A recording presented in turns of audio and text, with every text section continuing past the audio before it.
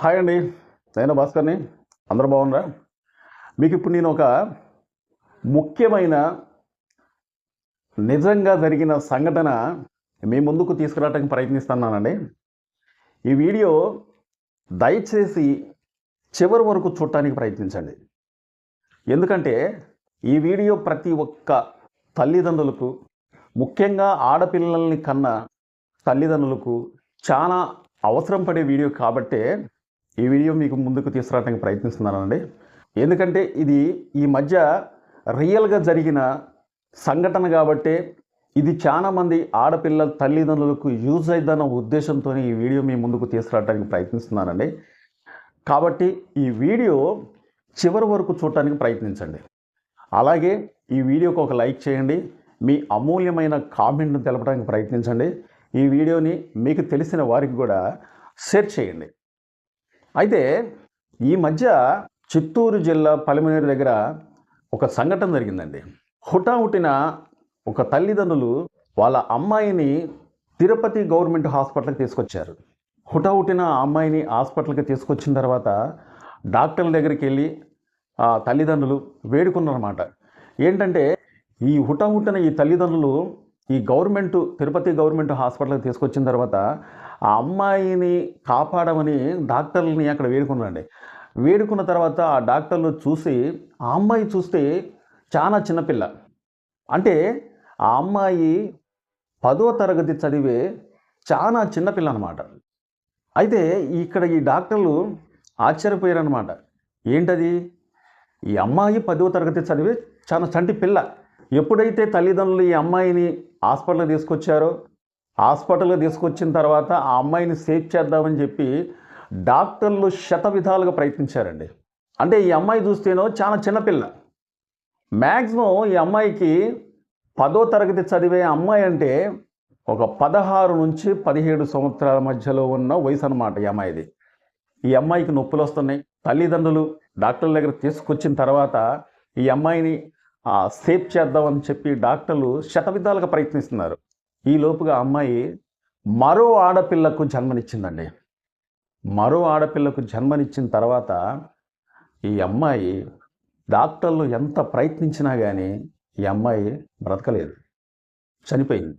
అంటే ఇక్కడ నేను ఈ వీడియో చేయటానికి కారణం ఏంటంటే ఈ సంఘటన చూస్తే, ఈ సంఘటన విన్నప్పుడు, ఈ సంఘటన చూసినప్పుడు, నా దృష్టికి వచ్చినప్పుడు నాకు తెలిసిన వెంటనే రక్తం అనేది ఉడికిపోయిందనమాట.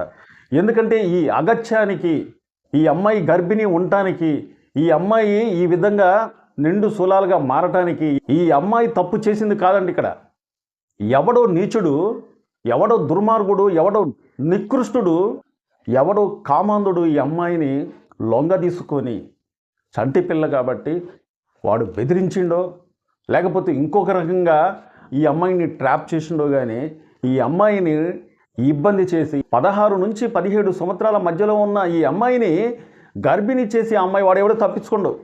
తల్లిదండ్రుల్ని అడిగిన తర్వాత తల్లిదండ్రులు ఏం సమాధానం చెప్పారంటే, ఈ అమ్మాయి చదువుకుంటుందండి, చదువుకునే ఈ అమ్మాయిని ఎవడో ఇబ్బంది చేసిన తర్వాత ఈ అమ్మాయికి గర్భిణీ వచ్చింది.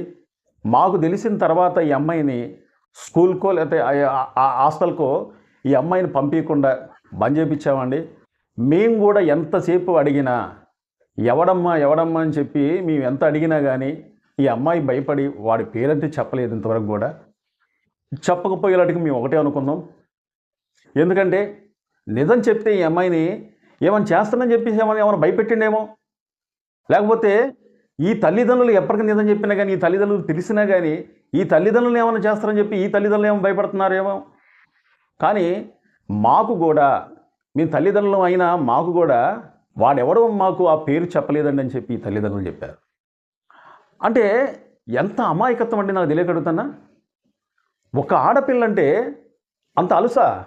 ఒక ఆడపిల్లని ఇబ్బంది చేయడానికి వాడికి మనసు ఎలా ఒప్పింది? ఈ అమ్మాయికి కనీసం వయసు కూడా ఎక్కువ లేదు. 10వ తరగతి చదువుతున్న అమ్మాయి అప్పుడే 9th క్లాస్ నుంచి 10వ తరగతికి వెళ్ళింది. 9th క్లాస్ నుంచి 10వ తరగతికి వెళ్ళింటే 10వ తరగతి కూడా పూర్తి అవ్వలే. అంత చిన్న అమ్మాయిని వాడు అఘాయిత్యం చేయడానికి మనసు ఎలా ఒప్పింది? కొంతమంది తాగిన మైకంలో ఏం చేస్తూ ఉంటారో తెలియదు ఎదవలకి. ఇంత చిన్న అమ్మాయిని ఆ విధంగా చేసిండు కదా, ఈ రోజున ఆ అమ్మాయి ప్రాణాలు నిలబడ్డాయా?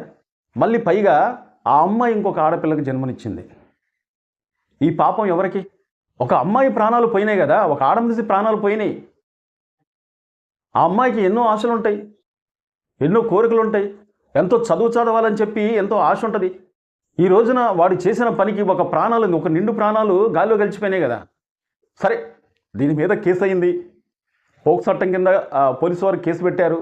ఇదంతా కాస్త పక్కన పెట్టినట్లయితే వాడికి మనసు ఎలా ఒప్పింది? ఇది ఎంత నీచమైన పని అనే సంగతి వాడికి తెలియదా? వాడికి కూడా అక్కలు చెల్లెలు ఎవరు లేరా? ఆ అమ్మాయి ఏదో హాస్టల్లో ఉంటూ చదువుకుంటూ స్కూల్కి వెళ్ళే అమ్మాయిని వాడు ట్రాప్ చేసి, ఎవడో ఏ నీచుడో ట్రాప్ చేసి మాయ మాటలు చెప్పి నమ్మించి ఏ విధంగా అయితే ఆ అమ్మాయిని లొంగ తీసుకొని ఈ రోజున ఆ అమ్మాయికి గర్భిణి చేసిండు కదా. ఆ అమ్మాయి హాస్పిటల్కి తీసుకొచ్చిన తర్వాత ఆ అమ్మాయి మృతి చెందింది కదా. ఈ ఉసురు అనేది వాడికి పోసుకోదా? ఇంతటి అఘాయిత్యానికి పాల్పడిన వాడిని తప్పనిసరిగా అసంటి వాళ్లకు కఠినమైన శిక్ష పడాలి. ఎందుకంటున్నానంటే ఈ రోజున ఆ తల్లిదండ్రులకు తన కూతురిని తెచ్చిస్తారా ఎవరన్నా? వాళ్ళ బాధ అనేది తీరుస్తారా? అంత చంటి పిల్ల కదా. ఎందుకంటే 16 సంవత్సరాల అమ్మాయి, ఆ అమ్మాయికి ఇంకొక అమ్మాయి. ఇంతటి దారుణమైన సంఘటన అనేది ఈ మధ్యలో చిత్తూరు జిల్లాలో జరిగిందండి. జరిగిన తర్వాత ఈ విషయం పైన, ఈ సంఘటన పైన ఒక వీడియో చేస్తే మంచిగా ఉంటుందన్న ఉద్దేశంతోనే కొంతమంది ఎదవలకైనా, కొంతమంది నీచ నికృష్టమైన ఎదవలకు కనీసం ఇలా చేయకూడదు, ఒక ఆడపిల్లను ఇబ్బంది చేయటం వల్ల వాళ్ళ ప్రాణాలకే ముప్పు జరిగిద్ది అన్న ఉద్దేశం కొంతమందికైనా తెలుస్తుందన్న ఉద్దేశంతోనే, అంతేకాకుండా తల్లిదండ్రులు వాళ్ళ పిల్లలపైన తగు జాగ్రత్తలు తీసుకుంటారన్న ఉద్దేశంతోనే ఈ యొక్క వీడియో చేస్తున్నానండి.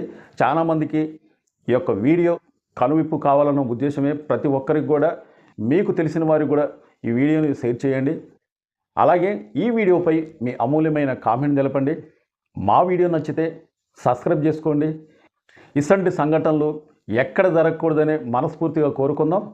మా వీడియో నచ్చితే సబ్స్క్రైబ్ చేసుకోండి. మరో వీడియో కోసం ఎదురు చూడండి. Thank you.